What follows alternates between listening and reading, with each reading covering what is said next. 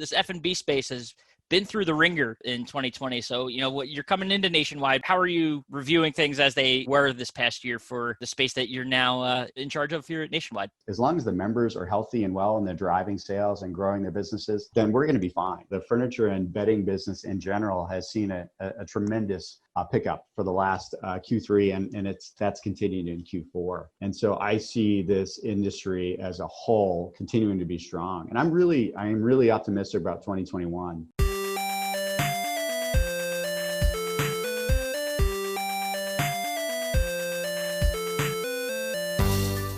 Welcome back to the Independent Thinking Podcast. This is your host, Rob Stott. Imagine stepping into a new role at a new company, one you might be familiar with, but a new job for you, and your second week on the job, you're asked to attend that company's biggest trade show. And you're that head of a division that is representative of a major category for that company. And, not only are you at the biggest trade show for the company, but, that trade show happens to be attempting its first ever all-digital show. Well, that is exactly the situation that Mike Derro, the VP of Furniture and Bedding, who started middle of October here at Nationwide Marketing Group, was faced when he was told to be ready to attend and talk all about the furniture and bedding category during Virtual PrimeTime. And to his credit, Mr. Derro, obviously has some history with this space and is very familiar with PrimeTime, so he had that going for him. And he crushed it for all intents and purposes, and wanted to give him a little bit of a breather before we decided to ask him to hop on the podcast. But no, he was a real sport about it, and we were excited to get his take on the perspective, the unique perspective he brings to the industry, to his new role here, and having been with a vendor in the past and now joining on this side of the business to help independent retailers navigate the furniture and bedding industry. So just a real intelligent guy, one that we were, like I said, excited to get the chance to talk to and kind of see what he is looking out for, as we head into 2021. And, he joined at the tail end of a really interesting year for this space, for all, interesting year in general, but, for the F&B space and independent retailers in general. So, a lot of insights, a lot of great ideas and things that he's working on, and talk a little bit too about the challenges that the spaces face, about that retailers have faced from a merchandising standpoint, and just operating their businesses and what they can expect in 21. So great, like I said, a great conversation, one we were excited about having, and finally got Mr. Derro on the podcast. So let's just go ahead and dive into this Independent Thinking podcast with Mike Derro, Nationwide's VP of Furniture and Bedding.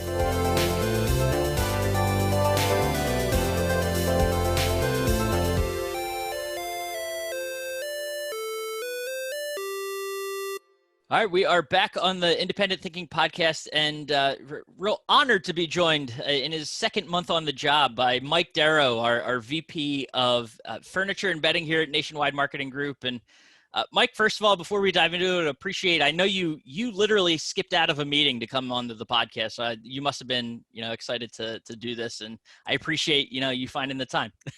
Very happy to be here, Rob. I mean, we have a team call every morning. It's just to kind of set the stage and really make sure that the people on our team are aligned and focused and trying to make a difference in helping our members grow. No, that's awesome. And like I said, I appreciate you being here. I'm brand new to the job, but not new to the industry. So excited to catch up with you and kind of see, what you're excited about with this job. But let's start with, your path through this space and what brought you to Nationwide. So just kind of tell us a little bit about your career history and what brought you here. Yeah, I'll go way back. I went to school in business management, and I was involved with sports and athletics my entire life, Rob. And so when I was in school, I always wanted to do something within the athletic field, competitive nature, and so on and so forth. So I was actually working at a gym right out of college, and I was a personal trainer for a while, and I was saving up money. So I actually went to the bank with a business plan to open up my own gym. And this was in the early 90s, Rob. So that was when independent gyms were still, and actually today they're still pretty popular, but so I went to the bank. They said, okay, we like your business plan, but you need to come back with a certain amount of capital, which I didn't have. So I was working with someone who took a job in sales, and I was going to do it for a year. and make the cash I needed and open up my gym. And when I got into the sales, I just loved it. And so 28 years later, Rob, I'm still in sales. And for the last 20, I was going to say, still saving up capital for that gym. still saving up capital. I still may do that. Maybe I'll open up the gym and let one of my kids run it for me. But a real funny story, and my very first sales call, and this is 100% true. So, and I'm dating myself, Rob, but I was in the telecommunications industry for a sales job. And I'll even date myself even further. What we were selling were pagers. And so I don't know if you ever even saw one, Rob, or carried one, but we were actually a really large organization within the wireless telecommunications industry. And so back in the early 90s, the joke was, there was two kinds of people that carry pagers. There was doctors, and then there was drug dealers. And Yep. So I got my first appointment, and it was at a resident's home, and I went to this person's location, and it was a house. And so I walked in, and I was starting to do my first pitch, very first sales pitch. And gentlemen seemed nice. We were sitting down for 10 minutes. We're kind of going through the process. And then the front door gets blown open, and it's the DEA. Oh, no. And, on the ground, rifles pointed at me. They thought there was a transaction going on, and there was a transaction. I was just trying to sell the guy cake. Oh no! So when they say that doctors and drug dealers, it's not incorrect. It was not the doctor I was speaking to, I guess. But long story short, I ended up selling one of the DEA agents a pager. There you go. And I thought, hey, this is sales. This is exciting. I'm going to stay in it. So I've been in sales ever since. No, any stick-ups since? No, thank you. No. Thank God. Right. Zero. So, but I really, so I was in sales and telecommunications for a number of years and started getting into management. But then I had a good friend of mine that I've just known for years, all the way back to high school days, who was working for a company called Serta at the time. And when a sales opportunity opened up at Serta, he just really talked so highly about their go-to-market strategy. Their mission statement at Serta was, we grow our business by growing our retailers' business. And I just really fell in love with that mission statement. And so I interviewed with him. I didn't know anything about mattresses at the time, other than I bought one from Mattress Giant back in the early 90s, and just really fell in love with that retail independent channel strategy of go-to-market, and joined Serta back in the early 2000s, and had a really, really long career with Serta that became SSB. And for about 8 years, Rob, I was part of a team that was specifically working with independent retail channels. And it was more on the mattress side of the business, opening up mattress stores. But the majority of our independent entrepreneurs owned furniture stores. So I was dealing with a lot of individual entrepreneurs in the furniture that were opening up mattress stores and kind of competing against themselves in the marketplace. And so for a lot of years with the Serta brand, I felt like I was closer to the independent retailer than I even was from the manufacturer. Yeah. Because honestly, Rob, I wasn't even looking at our mattresses, and the product was important. But for me, I was looking, how can I work with that independent retailer, grow their business, drive it, open up more stores, get more market share, and create a life for themselves that they may not have been able to do just on their own. And so that was many, many years of doing that. And then I just had a lot of sales divisions within SSB when Serta and the Beautyrest brands combined.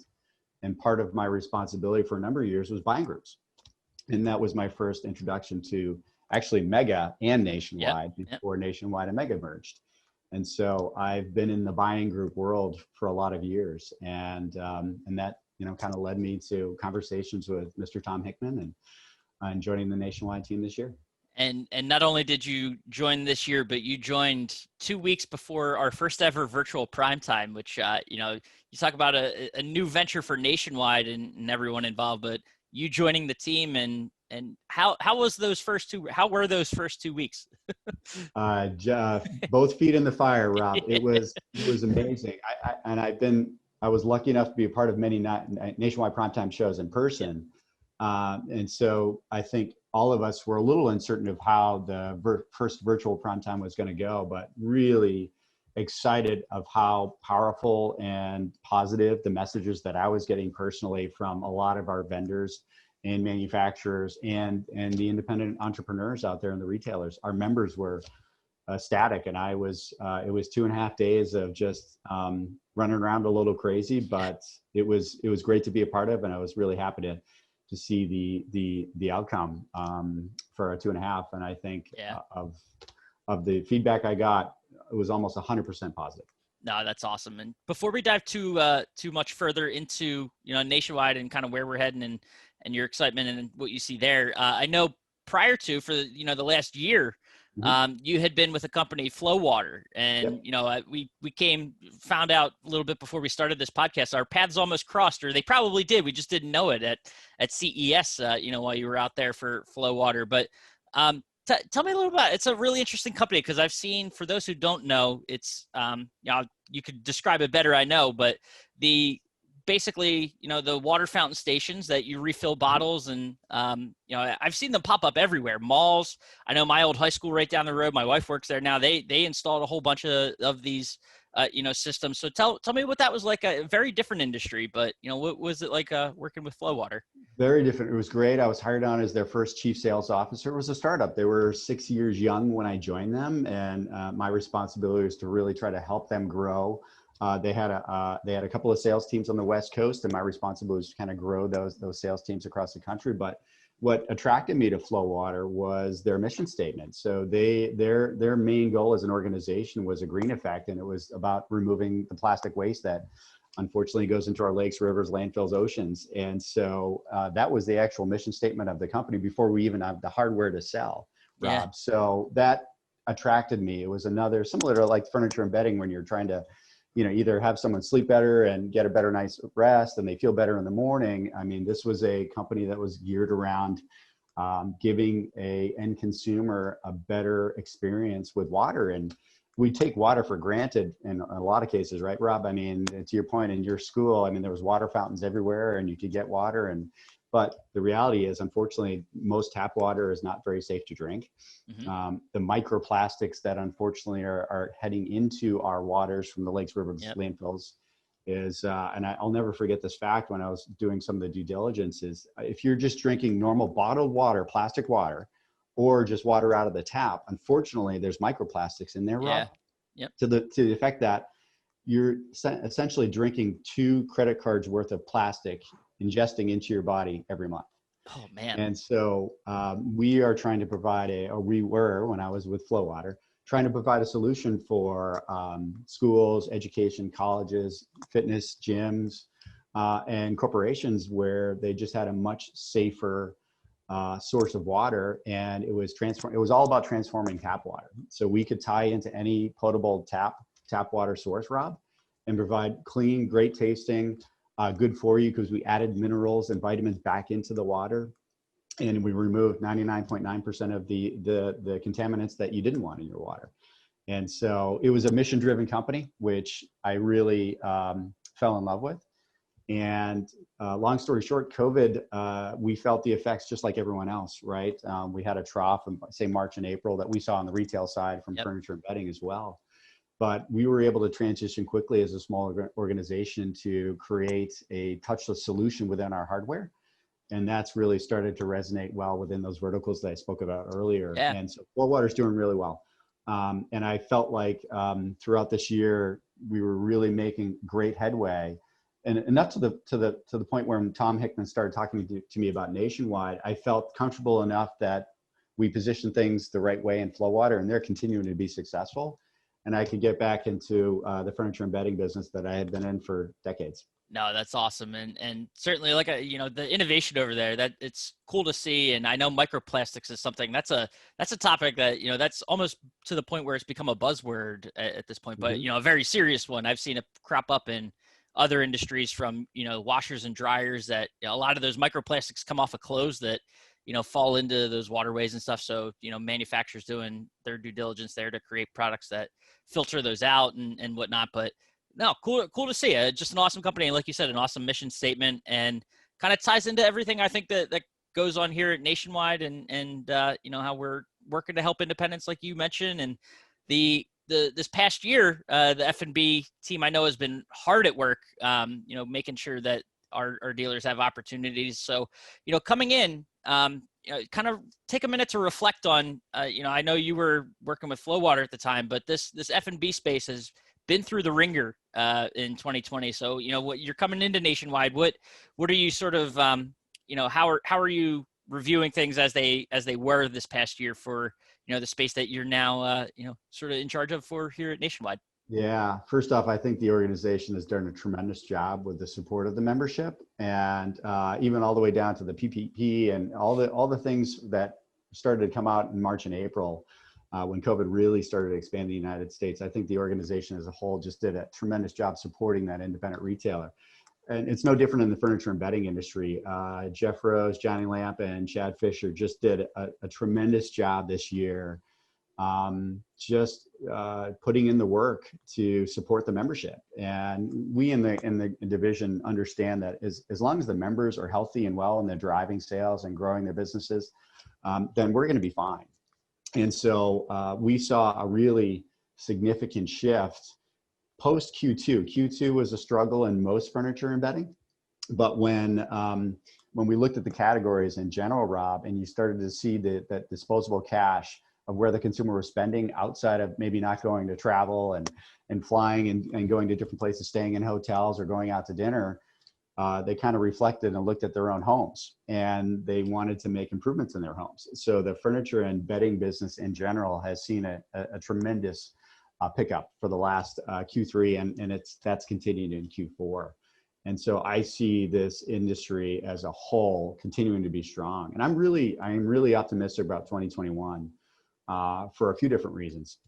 And I just wrote an article that I think will go out into the newsletter that's coming out probably in the next few weeks. But I see some positive things for 2021. One, there's been tremendous movement on the vaccinations, where already Pfizer's been out there and been rolling out this week, and then yesterday the second vaccine was approved.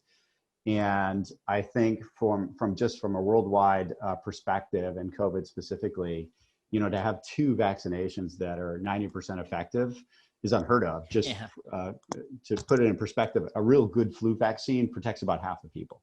So to have two that are over 90% is unbelievable. And that's led to a lot of consumer optimism. And you've seen that reflected in the New York Stock Exchange and consumer confidence. So that would be one.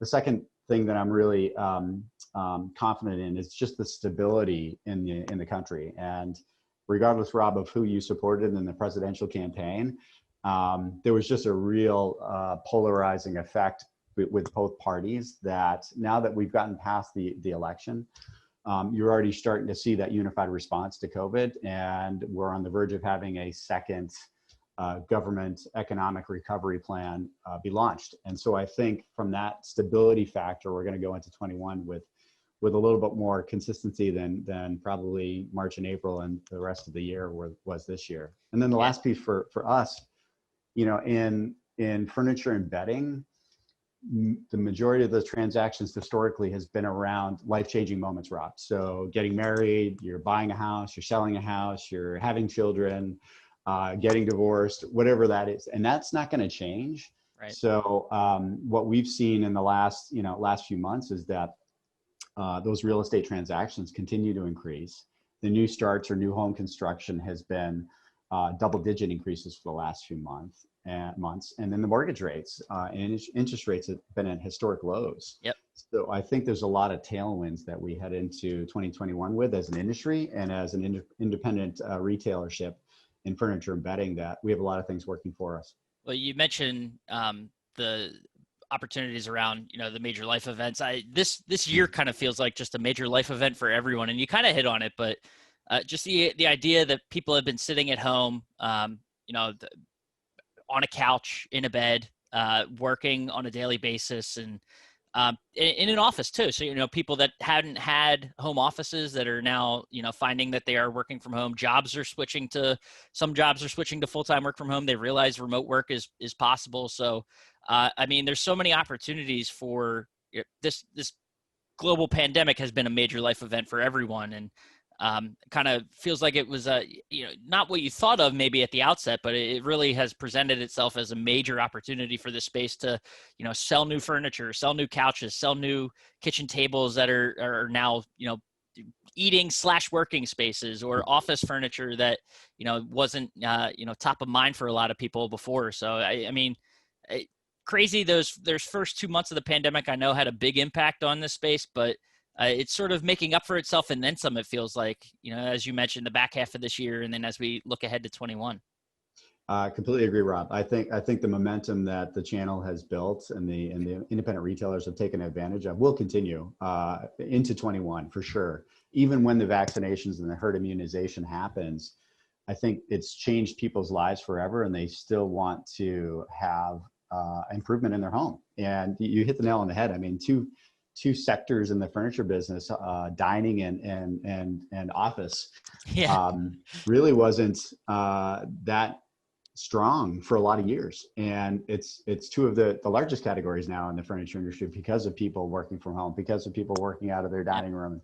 And the mattresses they realize now they have to sleep better and they want a better life in their home. And so I think that will continue. I think you're going to see that consumer, even when we're able to travel and get outside without a fear of contracting any type of a virus.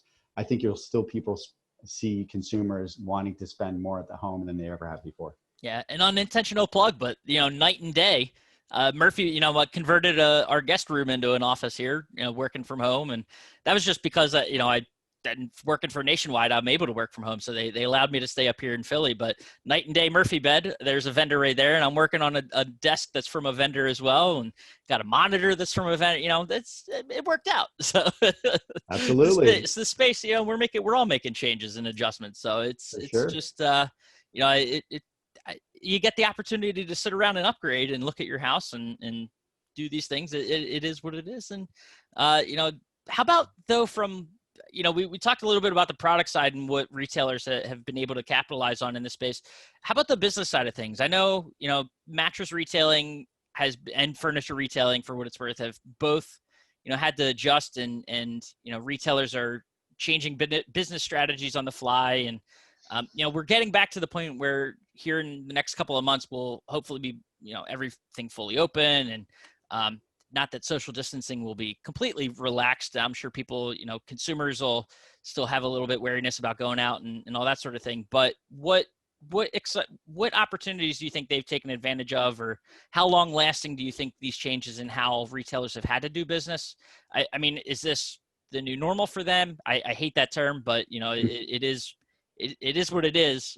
Is this the new normal for them, or do you kind of see things going back to an old normal, if you will? I think some segments of the old normal, Rob, are gone forever. I think some of the things that the retailers have adopted and made a part of their business will continue moving forward even when we get back to whatever the new normal is going to be, right, Rob?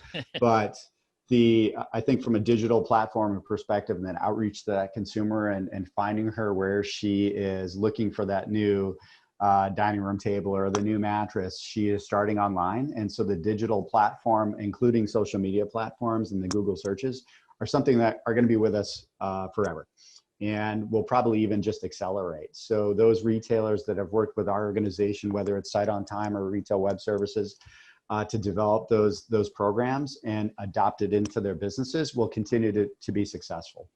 And that won't change even when we're able to go back outside and spend more time and not social distance as much as we currently are. So that's something that will always be part of business moving forward. Sure. And I think what we'll see in the first part of next year too, that'll be improvement than what we're seeing right now is the supply chain challenges that many of the manufacturers are seeing.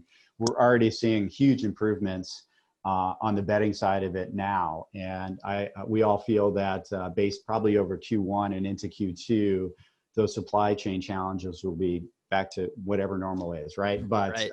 A quick turnaround. On the furniture side, it'll probably be a little bit of a slower comeback. We still see huge improvement, but that lead time is still unfortunately pretty far out. But we see that being lessened in Q2 and then for sure going into Q3. So I think we'll have a ton of tailwinds in the first half of next year. And then Q3 and Q4, a lot of those supply chain challenges that have really restricted, even though we've seen huge growth, Rob, over the last few months, it could have been larger for independent retailers if supply chain wasn't as big of a challenge as it is. Right. That'll subside going into the back half of next year. So we really feel strongly that 21 is going to be a powerful year for independent retailers. Yeah, and I know the supply chain issues were something we wanted to dive into a little bit, and awesome overview and kind of, good to hear that things are improving. For the retailer that's sitting there right now, they've got so much demand, or they're sitting on some back order. What's sort of the message to them, or what can they do to not necessarily improve business, because the product just isn't there right now. So what's sort of the message to them to kind of get through this while they wait for things to catch up? Yeah, for sure. Don't stop communicating. Continue to market. Continue to advertise digitally, and reach out to that consumer, because our independent retailers and our members, they're the brand. So we have hundreds of vendors that are going to support their brand. But when the consumer is looking for that new mattress, or consumer is looking for that new sofa, they want to go to that independent retailer and support that local business. So continue to communicate.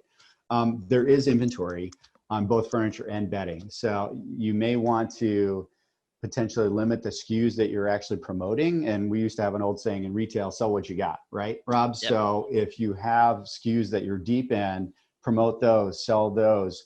Continue to work with us at Nationwide, and the vendors will continue to improve the supply chain. And that's one nice thing about a member being a part of Nationwide, is you have a really powerful engine working for you with the manufacturers to make sure that the Nationwide member is as high on the totem pole as possible to get products into their stores. So sell what you have. Don't continue to market and advertise, especially digitally, to that consumer, because they do want to support local.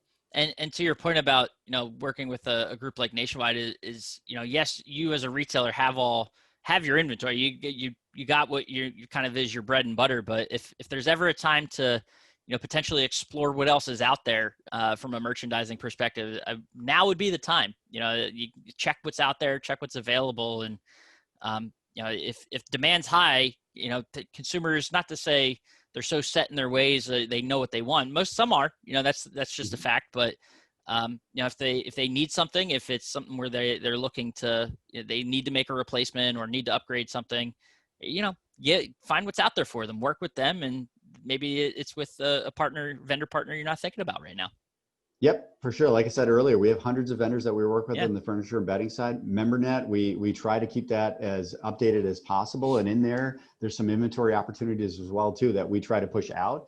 And if any member has any questions on any vendors, or just asking us what's moving, what's high in inventory, reach out to us. We're happy to help. That's awesome. So last question, we'll kind of close on this. You alluded to what sort of excites you about 21 coming up and the opportunities available. Is there any, I always ask this jokingly to Jeff, because he knew I came from the CE space and innovation was my thing. And, I always like to joke with him about floating beds and things like that. So what on the product side excites you about, what's coming in the next year, or, over the next couple of years, as far as whatever innovation looks like in furniture and bedding? Yeah, I can speak more specifically probably on the bedding. We have actually three really huge launches on the bedding side going into 2021, Rob, that we're really excited about. And some of our top vendors are introducing product that has elements of virus protection, health and wellness. And that's also on the furniture side as well too, Rob. So I think where probably the number one factor that most consumers are thinking about now more than they ever have before is their health and wellness. Yep. And the vendors and manufacturers have taken that to heart, and they're implementing those into some of their new product launches that I couldn't be more excited about. I think the independent retailer that looks at those products, that's speaking to their consumer, that health and wellness are top of mind right now, they're going to have great products that they can provide to those consumers when they walk into their stores in 2021. So what does that mean exactly when you talk about sort of the health and wellness and virus, technologies in a mattress? What, do you understand, and can you explain a little bit what that means? So there's manufacturers now that are coming out with surface protection capabilities that kill 99.9% of viruses on their mattresses. Wow. So, and that's, for me as a person, which I haven't been traveling as much, but as a traveler, that's one thing I always worry about and think about, even previous to COVID, is what hotel I'm staying at, what's on the mattress, and so these manufacturers are coming out with products that are specifically going to tackle that problem and solution and make not only themselves feel more comfortable, but if they have children, they can feel comfortable that the children are sleeping on a healthy mattress. Oh, that's really cool, and so that's innovation. That's a group of manufacturers, working to solve a real world problem that Yep. you wouldn't think possible, but hey, here we are, innovation in 2020 and 2020 moving forward. So, And I will tie out one last thing on a product innovation perspective, just because it was top of mind for me in Flowwater. We have a manufacturer that's actually making product from recycled plastics. There you go. Taking plastic out of our rivers, oceans, and making the water sources a little bit healthier. No, that's awesome. So those things always excite me, and I cleared for you as well. It's cool to see sort of the company's mission show through in product or how they're working to improve the lives of consumers. So, Mr. Mike Derro, I appreciate the time, and I know we're coming up on the end of the year here, so I know we're all busy. So I appreciate you sparing a few moments and chatting with us, and look forward to seeing what comes out of the F&B team in 21. So. Thanks, Robert. I appreciate the time too, and happy holidays. Thank you. You too.